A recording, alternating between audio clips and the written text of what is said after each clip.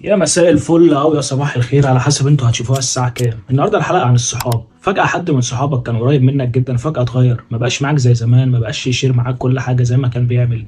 هنا هتسأل نفسك، هو اللي اتغير ولا انا؟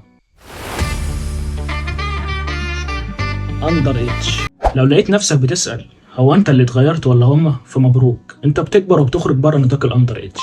في ناس بتتغير عشان هي شايفة نفسها مش كويسة، وفي ناس تانية بتبعد عشان هما كانوا عايزين يبعدوا من الأول، وفي ناس معاك وهي مش معاك أصلا، وفي ناس بتفضل تصبرك وتطبطب عليك وهما محتاجين إن حد يعمل معاهم كده. مش كل اللي بيمشي بيكون عايز يمشي من الأول. في ناس بتحبك زي ما هم عايزين، مش زي ما أنت عايز. في ناس بتحب نفسها أكتر ما بتحب أي حد تاني.